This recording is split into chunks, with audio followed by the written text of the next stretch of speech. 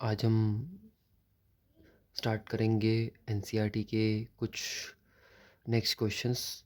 तो previous 4 questions हमने cover कर रहे थे, तो आज के लेक्चर में हम अब आगे के क्वेश्चंस जो है एप्लीकेशन ट्रिगो के कंटिन्यू करेंगे।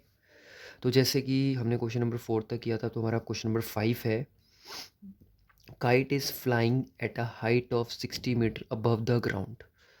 तो कह रहा है एक काइट है, सपोज ये एक काइट है जो ग्राउंड से 50 मीटर की हाइट पर फ्लाई कर रही है, तो 50 मीटर की हाइट पर ऊपर उड़ रही है। String is attach to the kite is temporary tied to a point on the ground. मतलब एक ग्राउंड से एक स्ट्रिंग अटैच है उस काइट के टॉप तक, जिस काइट की स्ट्रिंग का जो एंगल ऑफ एलिवेशन है, मतलब इंक्लिनेशन का मतलब होता है जो एंगल ऑफ एलिवेशन है यहाँ से लेकर यहाँ तक, वो हमें दिया हुआ है सिंपल सा 60 डिग्री। तो इसको हम नेमिंग दे देते हैं ABC। तो कहता है find the length of the string. String मतलब ये जो AC की लेंथ है ये हमें कैलकुलेट करनी है। तो हम कैसे कैलकुलेट करेंगे वो देखो। हम क्या करेंगे, इन ट्राइंगल ABC ये राइट एंगल लेंगे, यहाँ लेंगे हम AB बाई AC, मतलब P/H। तो P/H जो होता है वो होता है साइन, और एंगल दिया हुआ 60, तो P/H हो गया साइन 60। तो AB की वैल्यू हो गई 50 और AC हमें फाइंड आउट करना है। साइन 60 की वैल्यू होती है √3/2।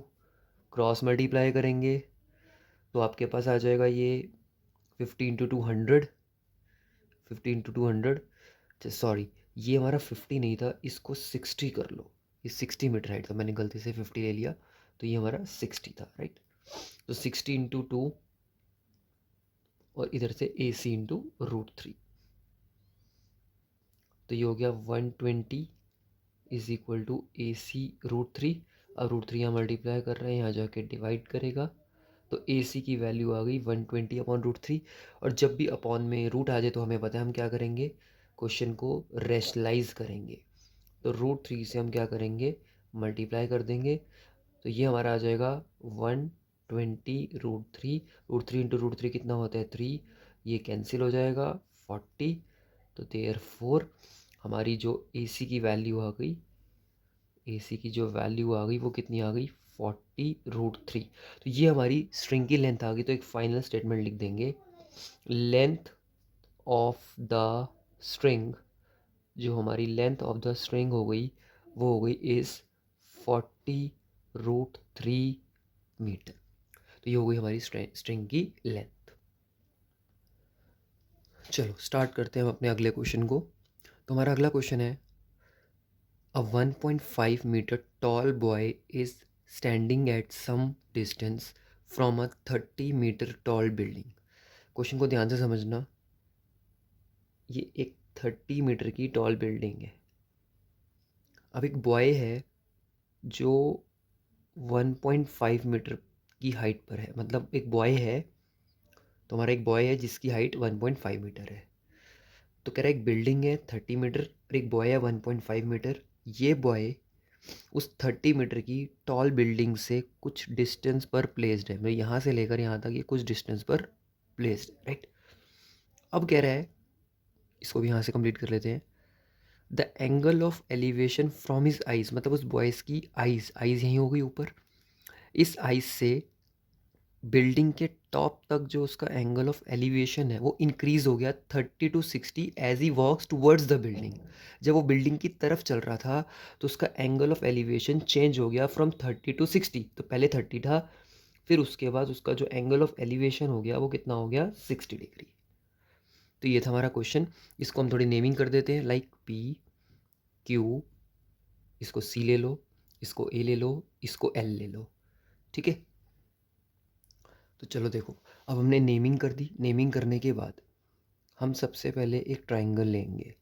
हम एक ट्राइंगल लेंगे, राइट एंगल यहाँ बन रहा है, तो इसमें 2 ट्राइंगल्स लेंगे। पहले ACQ, ये पूरा जो बड़े वाला ट्राइंगल है हम ये लेंगे, ACQ। और एक चीज़ का और क्या ध्यान रखना, ये 30 मीटर पूरी नीचे से है और यहाँ से लेकर यहाँ तक ये 1.5 है। तो इसका मतलब सिर्फ इतना पार्ट कितना हो जाएगा, 30 में से अगर आप ये 1.5 माइनस कर देते हो तो आपके पास ये आ जाएगा 28.5, मतलब जो इतना पार्ट आ जाएगा वो कितना आ जाएगा 28.5 मीन्स क्यू सी की जो वैल्यू है, ये जो क्यू से लेकर सी तक आ जाएगा 30 माइनस 1.5, जो आपके पास आ जाएगा 28.5 मीटर। तो पहले ये क्यू से लेकर सी तक, इसमें से ये माइनस करके आप निकाल देना, ठीक है। अब ट्राइंगल लेते हैं ए सी क्यू। इस बड़े वाले ट्राइंगल में हम लेंगे क्यू सी अपॉन पूरी ए सी, और ये लेंगे हम पी बाय बी मतलब tan 30, ये हम लेंगे tan 30, हमने परपेंडिकुलर लिया और बेस लिया है, तो पी बाई बी होता है tan 30। क्यू सी हमारा कितना था वो हमने अभी ऊपर निकाला 28.5, ए सी हमें नहीं पता, tan 30 की जो वैल्यू होती है वो 1/√3 होती है, क्रॉस मल्टीप्लाई करते हैं दिस इंटू दिस करेंगे तो ए सी की वैल्यू 28.5√3 आ जाएगी। तो ए सी की वैल्यू निकाल के छोड़ दो, क्योंकि क्वेश्चन में क्या निकालना था, find the distance he walk towards the building. जब वो बिल्डिंग की तरफ जा रहा था तब उसने कितना डिस्टेंस कवर किया, मतलब ये ए से लेकर बी तक का जो डिस्टेंस है ये ए बी, ये कैलकुलेट करना है। तो इसको कैलकुलेट करने के लिए पहले हम क्या करेंगे, पूरी ए सी फाइंड करेंगे, फिर ये बी सी फाइंड करेंगे, फिर ए सी में से अगर हम ये बी सी माइनस कर देंगे तो ए बी आ जाएगी। तो हमने ए सी फाइंड कर दी 28.5√3। अब हम क्या करेंगे, अब ट्राइंगल लेंगे, in triangle B C Q, ये ट्राइंगल लेंगे बी सी क्यू। इस ट्राइंगल में हम क्या करेंगे, क्यू सी ये अपॉन बी सी ये लेंगे, जो हमारे पास आएगा tan 60। अब क्यू सी तो हमारे पास वही है जो हमने ऊपर निकाली हुई थी 28.5, बी सी हमें नहीं पता, tan 60 की वैल्यू होती है √3। अब क्रॉस मल्टीप्लाई करेंगे तो 28.5 is equal to √3 into B C, √3 इधर चला जाएगा तो 28.5 upon √3 is equal to B C. अब हम क्या करते हैं, देखो रूट में आ गया अपॉन में आ गया तो रैशनलाइज करेंगे, तो 28.5 अपॉन √3 है, इसको √3 से मल्टीप्लाई कर देंगे, √3 इंटू √3 3, तो 28.5 √3 अपॉन 3 आ जाएगा। तो इसको हम बेसिकली यहाँ पे छोड़ देते हैं, तो बी सी की वैल्यू क्या आ गई हमारे पास, ये आ गई। तो देखो अब हम क्या करेंगे, ये 3 से डिवाइड हो जाएगा, तो जो आपके पास आ जाएगा 3 9 27 और ये 19.5 आ जाएगा। तो आपके पास यहाँ से जो बी सी की वैल्यू आ गई वो 9.5√3 मीटर आ गई। नाउ हमें क्या निकालना था, पूरा ए सी, सॉरी ए बी निकालनी थी। तो ए बी कैसे निकलेगी, ए सी में से, तो हमें क्या निकालना था ए बी, तो ए सी में से ए बी माइनस कर देंगे तो ए बी कैसे निकलेगी, ए सी माइनस बी सी। अब ए सी हमने पहले निकाल रखी है 28.5√3, इसमें से माइनस कर देंगे 19.9 पॉइंट, इसमें से माइनस कर देंगे 9.5√3, तो ए सी माइनस बी सी, ए सी है 28.5√3, इसमें से माइनस कर देंगे 9.5√3, तो माइनस करके आ जाएगा ये 19√3 मीटर। तो हमारे पास ये जो लेंथ आ गई ए बी की वो कितनी आ गई, 19√3 मीटर, जो हमें कैलकुलेट करना था। चलो अब अपना अगला क्वेश्चन स्टार्ट करते हैं, 7th question. From a point on the ground the angle of elevation of the bottom and top of the transmission tower fixed at the top of the 20 metre high building. तो question क्या है, question को ध्यान से समझना। उसने बोला कि हमारे पास एक तो बिल्डिंग है, उस बिल्डिंग के ऊपर सपोज करो एक टावर है, ट्रांसमिशन टावर है यहाँ तक। तो इसको हम एक काम करते हैं, नेमिंग कर देते हैं लाइक पी क्यू आर। ये जो पी क्यू है ना, ये आपकी एक 20 मीटर की हाई बिल्डिंग है, मतलब यहाँ से यहाँ तक 20 मीटर की हाई बिल्डिंग है, और उसके ऊपर एक ट्रांसमिशन टावर है। तो from a point on the ground, तो ग्राउंड पे एक पॉइंट है, उस पॉइंट से angle of elevation of the bottom and top of the transmission tower, इस पॉइंट से ट्रांसमिशन टावर, ये हमारा आर क्यू है, इसके बॉटम तक और इसी के टॉप तक जो एंगल ऑफ एलिवेशन है वो कितना है, 45 एंड 60। इसका मतलब पहले यहाँ से पहले बात कर रहा है बॉटम की, तो पहले 45 होगा, फिर बात कर रहा है इस पॉइंट से उसके टॉप तक जो हमारा होगा 60 degree. Find the height of the tower. Tower मतलब जो ट्रांसमिशन टावर है ना, इसकी हाइट निकालनी है, जिसको हम एच मान लेते हैं। तो हम लिख लेते हैं let the height of transmission tower is H metre, ये मान लेते हैं। अब हम क्या करेंगे, ट्राइंगल लेते हैं। हम पहले क्या करेंगे, ट्राइंगल लेंगे नीचे वाला, क्योंकि इसके अंदर परपेंडिकुलर पता है तो बेस निकल जाएगा। इसको हम नेम दे देते हैं ओ। तो हम लेंगे in triangle P Q O, P Q O, P Q upon O P, जो आएगा tan 45, क्योंकि इस ट्राइंगल में एंगल है 45, is equal to tan 45। P Q आपके पास कितनी है 20, ओ पी हमें कैलकुलेट करनी है, tan 45 की वैल्यू हमें पता है 1 होती है, तो 20 is equal to O P. तो हमारे पास ओ पी जो हमारा बेस आ गया वो कितना आ गया 20 मीटर। अब हम क्या करेंगे उसको समझो। तो अब देखो हम क्या करेंगे, अब लेंगे हम पूरा बड़े वाला triangle. In triangle P R O, P R O हमेशा राइट एंगल लेने हैं, हमेशा याद रखना राइट एंगल्स लेने हैं। तो बड़े वाला ट्राइंगल लेंगे पी आर ओ, जिसमें पूरा लेंगे पी आर, बहुत सिंपल मेथड करवाऊंगा, P R upon O P, P R upon O P, perpendicular by base, जो हमारा आएगा tan 60 डिग्री। पी आर हमें नहीं पता, ओ पी अभी हमने ऊपर निकाली 20, और tan 60 की वैल्यू हमारे पास होती है √3। अब इसको इधर जाके मल्टीप्लाई करेंगे तो P R is equal to 20√3 metre. हमने पी आर भी निकाल दी। अब अगर हम पी आर में से ये पी क्यू माइनस कर दे तो ये हाइट आ जाएगी। तो ट्रांसमिशन टावर की हाइट कैसे निकलेगी, नाउ हमने क्या निकालनी है, ये क्यू आर, क्यू आर, तो वो कैसे निकलेगी, पूरी पी आर में से अगर हम ये पी क्यू माइनस कर दे तो पी आर, जो ये पी आर है ये पूरी 20√3 थी, 20√3, और ये थी हमारी 20। अब इन क्वेश्चन में माइनस कैसे करते हैं, कॉमन लिया जाता है। 20 रूट में से 20 माइनस करोगे तो 20 कॉमन ले लोगे, √3 माइनस 1 बच जाएगा।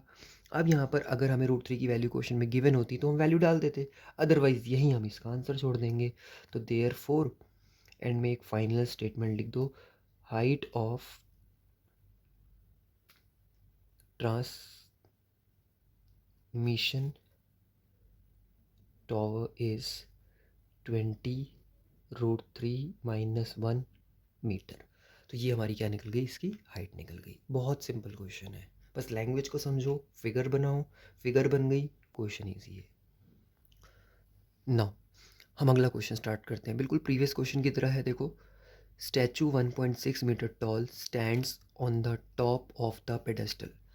जैसे आपने देखते हो कुछ स्टैचूज होते हैं नीचे, कुछ उनका बेस होता है, पेडेस्टल बोलते हैं उसको, थोड़ा सा ब्रॉड सा बेस होता है, उसके ऊपर स्टैचूज होते हैं। तो मान लो ये ऊपर वाला स्टैचू है और नीचे वाला पेडेस्टल है। तो कह रहे हैं जो ऊपर स्टैचू है ना उसकी हाइट 1.6 मीटर है, और नीचे जो पेडेस्टल है वो हमें पता नहीं, मतलब नीचे जो पेडेस्टल कह लो या आप उसकी बिल्डिंग कह लो, बट यहाँ पे बात हो रही है पेडेस्टल की। तो हमारा जो क्वेश्चन है वो यही है, statue 1.6 metre tall stands on the top of the pedestal from a point on the ground, the angle of elevation of the top of the statue is. Ground पे एक पॉइंट है, स्टैचू के top तक, मतलब इस point से लेकर इस पॉइंट तक, स्टैचू के टॉप तक जो एंगल ऑफ एलिवेशन है ना वो तो 60 है। फ्रॉम द सेम पॉइंट, मतलब उसी पॉइंट से पेडेस्टल के टॉप तक, मतलब यहाँ से यहाँ तक जो एंगल ऑफ एलिवेशन है वो हमारा 45 है। तो इसको हम नेमिंग कर देते हैं ए, बी, सी और ये डी। तो कह रहा है find the height of the pedestal. अब ये हाइट निकालनी है। पहले वाले क्वेश्चन में ऊपर हमारा ट्रांसमिशन टावर था उसकी हाइट निकालनी थी, नीचे वाला पार्ट दिया हुआ था, अब ऊपर वाला पार्ट दिया हुआ है और नीचे वाला पार्ट निकालना है। तो क्वेश्चन हम वही करते हैं, let the height of the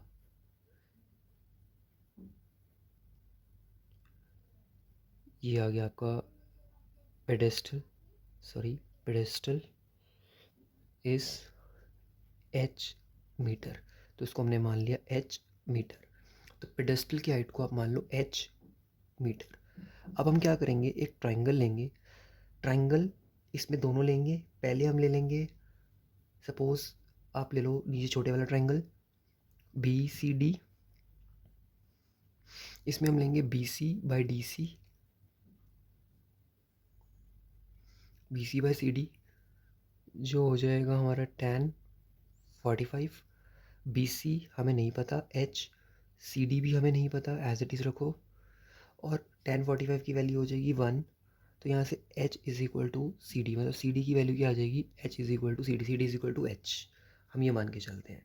तो सी डी की वैल्यू क्या आ गई हमारी h, इसको इक्वेशन नंबर 1 ले लेते हैं। अब क्या करेंगे, इन ट्राइंगल, अब हम बड़े वाला ट्राइंगल पूरा ए सी डी लेंगे।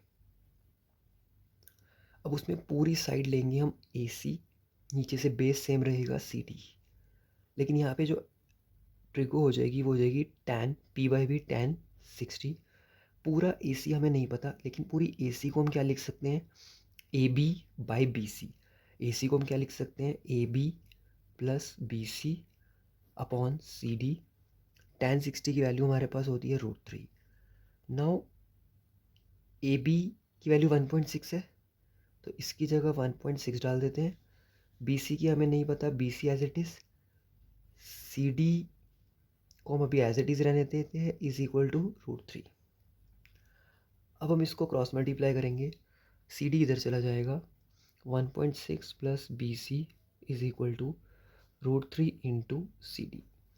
अब एक चीज़ ध्यान से देखो, अगर मैं सी डी की जगह एच डाल दूँ, क्योंकि हमने यहाँ पे पढ़ा था सी डी किसके इक्वल है, एच के, तो हम क्या करते हैं, सी डी की जगह एच डाल देते हैं यूजिंग 1, क्योंकि फर्स्ट इक्वेशन में हमने सी डी की वैल्यू निकाली हुई है एच।